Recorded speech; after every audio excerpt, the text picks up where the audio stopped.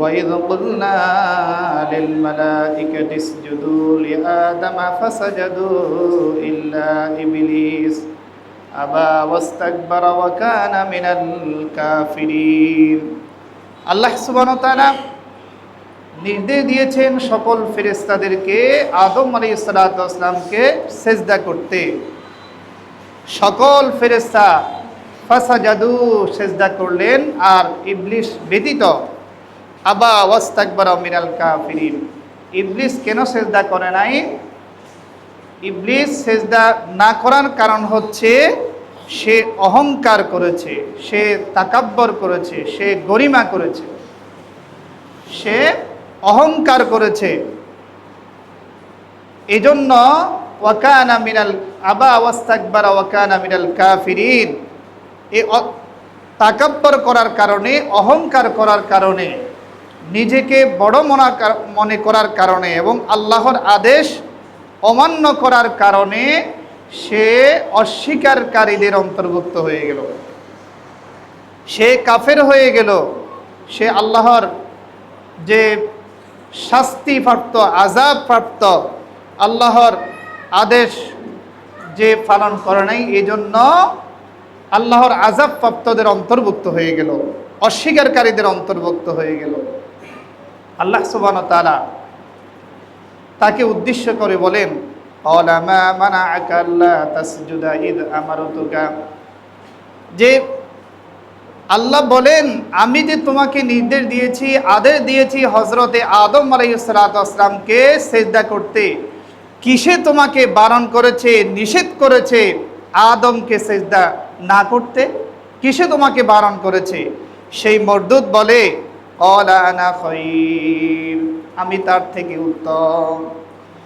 যেখানে আল্লাহ সেই মরদুদ শয়তানকে সৃষ্টি করেছে, আদম আলাইহিস সালাতু ওয়াস সালামকেও সিজদা করেছে। আল্লাহর ইচ্ছা বললেন আদমকে সিজদা করতে, আর সে করে নাই। সে বলতেছে তার থেকে আমি উত্তম। কেন উত্তম?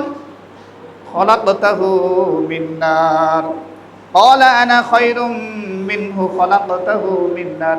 আল্লাহ সুবহানাহু ওয়া তাআলা বলেন, সেই মরদুদ শয়তান যুক্তি দেখায় আল্লাহর আদেশের কাছে, আল্লাহর ক্ষমতার কাছে, আল্লাহর ইজ্জতের কাছে। সে যুক্তি দেখায় আমি তার থেকে উত্তম। কেন উত্তম? আমাকে সৃষ্টি করা হয়েছে আগুন থেকে, ওয়া খলাকতাহু মিন তিন, আর আদমকে সিজদা করা হয়েছে মাটি থেকে, এজন্য আমি তার থেকে উত্তম, অতএব আমি তাকে কেন সিজদা করব? আল্লাহর আদেশের কাছে কোনো যুক্তি তর্ক কোনো গ্রহণযোগ্য হয় না। আল্লাহর নির্দেশের কাছে, যেই আল্লাহ সারা পৃথিবী সৃষ্টি করেছেন, সেই আল্লাহর কাছে কোনো যুক্তি তর্ক হয় না। এরপর আল্লাহ সুবহানাহু ওয়া তাআলা বললেন, বের হয়ে যাও আল্লাহর সম্মানিত জায়গা থেকে। যে ওই স্থানগুলি ত্যাগ করার জন্য আল্লাহ সুবহানাহু ওয়া তাআলা তাও কোরআনের মধ্যে বলে দিয়েছেন। এবং শয়তান বললেন, ক্বালা আনজিরনি ইলা ইয়াউমি ইউবআসুন, শয়তান আল্লাহর কাছে চাইলেন আপনি আমাকে ততক্ষণ পর্যন্ত হায়াত দেন যখন মুর্দাগুলি, মৃত ব্যক্তিরা কবর থেকে জীবিত হয়ে উঠবে, ততক্ষণ পর্যন্ত আমাকে হায়াত দেন। আল্লাহ সুবহানাহু ওয়া তাআলা বললেন, ক্বালা ইন্নাকা মিনাল মুনযারিন, আমি তোমাকে ততক্ষণ পর্যন্ত হায়াত দিলাম। আল্লাহর কাছে চাইছে হায়াত, আর আল্লাহ দিয়েছে। এরপরে শয়তান বলে, আমি আপনার বান্দাদেরকে সকল অবস্থায় ধোঁকা দিব, যেই পথ আপনার সরল সঠিক পথ, সেই পথে আমি ওত পেতে বসে থাকবো, আমি তাদেরকে ধোঁকা দেব। ক্বালা ফাবিমা আগওয়াইতানি লাকউদান্না লাহুম সিরাতাকাল মুস্তাকিম সুম্মা লাআতিয়ান্নাহুম মিন বাইনি আইদিহিম ওয়া মিন খালফিহিম ওয়া আন আইমানিহিম ওয়া আন শামাইলিহিম ওয়া লা তাজিদু আকতারাহুম শাকিরিন। শয়তান বলে, আল্লাহর বান্দাদেরকে সামনে থেকে ধোঁকা দিবে, পিছন থেকে ধোঁকা দিবে, উপর দিকে দিবে, উত্তর দক্ষিণ সর্বদিক থেকে এই শয়তান আমাদেরকে ধোঁকা দেবে। ওয়ালা তাজিদু আকসারাহুম শাকিরিন, শয়তান বলে, ফলে তাদেরকে আপনি অধিকাংশই পাবেন অকৃতজ্ঞ। এই শয়তান আমাদের সামনে থেকে, পিছন থেকে, ডান দিক থেকে, বাম দিক থেকে, চতুর্দিক থেকে সেই শয়তানের চক্রান্ত চালায়, আমাদেরকে ওয়াসওয়াসা করে, আমাদেরকে ধোঁকা দেয়। কি জন্য? যাতে আমরা সরল সঠিক পথ থেকে বিচ্যুত হয়ে যাই এবং অধিকাংশ মানুষই সেই আল্লাহর দিন থেকে, কোরআন থেকে দূরে সরে যায়। কথা বলেন ঠিক কিনা? এই শয়তান প্রথমত ধোঁকা দিয়েছিল হযরতে আদম আলাইহিস সালাতু ওয়াস সালাম এবং মা হাওয়া আলাইহিস সালাতু ওয়াস সালামকে জান্নাতের মধ্যে ধোঁকা দেওয়া হয়েছিল। আল্লাহ সুবহানাহু ওয়া তাআলা বলেন, ওয়া আদামু উসকুন আনতা ওয়া যাওজুকাল জান্নাতা ওয়া কুলা মিনহা রাগাদান হাইতু শি'তুমা ওয়া লা তাকরাবা হাযিহিশ শাজারাতা ফাতাকুনা মিনাল যালিমিন। আল্লাহ সুবহানাহু ওয়া তাআলা বলেন, হযরতে আদম আলাইহিস সালাতু ওয়াস সালাম এবং মা হাওয়া আলাইহিস সালাতু ওয়াস সালামকে বলেন, তোমরা এই জান্নাতে বসবাস করো এবং যেখান থেকে মন চায়, ফাকুলা মিনহা হাইতু শি'তুমা, তোমরা যেখান থেকে মন চায় তোমরা আহার গ্রহণ করো, ভক্ষণ করো। ওয়ালা তাকরাবা হাযিহিশ শাজারাতা, এবং এই বিশেষ গাছের নিকটেও যেও না। একটি বিশেষ গাছের নিকটেও যাওয়ার জন্য, না যাওয়ার জন্য নিষেধ করেছেন। এবং এই শয়তান যদি নিকটে যায় কি হবে? ওয়ালা তাকরাবা হাযিহিশ শাজারাতা ফাতাকুনা মিনাল যালিমিন, যদি ওই গাছের নিকটে যায়, ওই গাছ থেকে কিছু ভক্ষণ করে, তাহলে তারাও ওই জালেমদের অন্তর্ভুক্ত হয়ে যাবে, সীমালঙ্ঘনকারীদের অন্তর্ভুক্ত হয়ে যাবে। এই শয়তান প্রথম ধোঁকা দিয়েছে সেই জান্নাতে মা হাওয়া এবং আদম আলাইহিস সালাতু ওয়াস সালামকে। সেইখানে ধোঁকা দিয়ে যেই গাছের কাছে যাওয়ার জন্য আল্লাহ নিষেধ করেছেন, সেই গাছের কাছে তাদেরকে নিয়ে গেল এবং সেই গাছ থেকে কিছু ভক্ষণ করানোর সেই অবস্থা তৈরি করলো। সে এমনভাবে বলেছে, সে বলে, ওয়াকাসামাহুমা ইন্নী লাকুমা লামিনান নাসিহিন, সে আদম এবং হাওয়া আলাইহিস সালাতু ওয়াস সালামকে কসম খেয়ে বলে, অবশ্যই আমি তোমাদের হিতাকাঙ্ক্ষী, আমি তোমাদের কল্যাণকামী, আমি তোমাদের শুভাকাঙ্ক্ষী, তোমরা এই গাছের ফল খাও। এইভাবে কসম খেয়ে মা হাওয়া এবং আদম আলাইহিস সালামকে জান্নাতের মধ্যে ধোঁকা দিয়েছে, জান্নাত থেকে বের করে দিয়েছে একমাত্র শয়তানের ধোঁকার কারণে। কথা বলেন ঠিক কিনা? এরপর যখন দুনিয়াতে আসলো, আল্লাহ সুবহানাহু ওয়া তাআলার আদেশে নির্দেশে ওনারা কান্নাকাটি করার পরে যখন আল্লাহ তাদেরকে ক্ষমা করে দিলেন, তখন তাদের যখন সন্তান জন্ম হওয়া শুরু করলো, তখন দ্বিতীয়বার আবার শয়তান ধোঁকা দেওয়া শুরু করলো। যখন মা হাওয়া আলাইহিস সালাতু ওয়াস সালাম এবং আদম আলাইহিস সালাতু ওয়াস সালামের গৃহে সন্তান জন্মগ্রহণ শুরু করলো, কিন্তু সন্তানগুলি তাদের জীবিত থাকে না, মরে যায়। তখন সন্তানগুলি নাম রেখেছেন হযরতে আদম আলাইহিস সালাতু ওয়াস সালাম, আব্দুল্লাহ। এইভাবে আল্লাহর সাথে সম্পৃক্ত নামগুলি হযরতে আদম আলাইহিস সালাতু ওয়াস সালাম রেখেছেন। কিন্তু যখন এই সন্তানগুলি বাঁচে না, তখন শয়তান মা হাওয়া আলাইহিস সালাতু ওয়াস সালামের কাছে এসে ধোঁকা দেয় যে তুমি এই নামগুলিতে তুমি নাম রাখো, যদি নাম রাখো তাহলে তারা জীবিত থাকবে। এই শয়তান দ্বিতীয়বার হযরতে মা হাওয়া আলাইহিস সালাতু ওয়াস সালামকে ধোঁকা দিয়েছেন নামের মাধ্যমে। তো তখন কি করলো? মা হাওয়া আলাইহিস সালাতু ওয়াস সালাম তো বুঝতে পারলেন না, তখন সেই আব্দুল হারিস নামের হযরতে আদম আলাইহিস সালাতু ওয়াস সালামের সন্তানগুলির প্রথম নাম রাখলেন।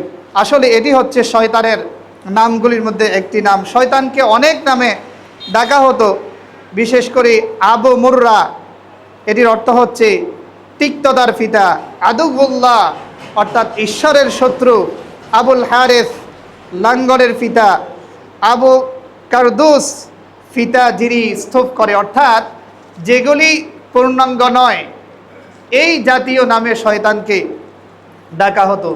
শয়তান তৃতীয়বার ধোঁকা দিয়েছে হযরতে আদম আলাইহিসসালামের পুত্রদ্বয় হাবিল এবং কাবিলের যখন বিবাহের সময় উপনীত হলো, ঠিক সেই মুহূর্তে শয়তান কাবিলকে ধোঁকা দিয়েছে।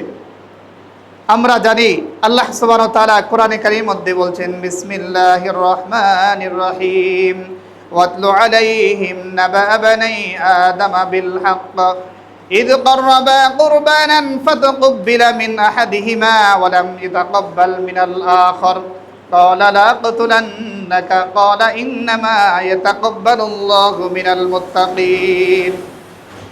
আল্লাহ সুবহানাহু ওয়া তাআলা তার প্রিয় হাবিবকে বলেন, হে নবী, আপনি হযরতে আদম আলাইহিস সালাতু ওয়াস সালামের দুই পুত্রদ্বয়ের সঠিক ঘটনাগুলি মানুষের কাছে উপস্থাপন করুন।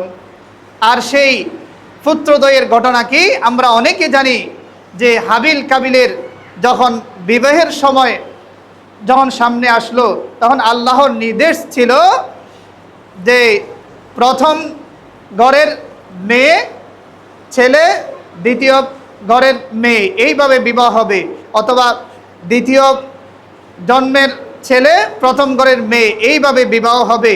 একসাথে দুইজন যে জন্মগ্রহণ করবে তাদের সাথে বিবাহ নিষিদ্ধ, তখন এটা শরীয়ত ছিল।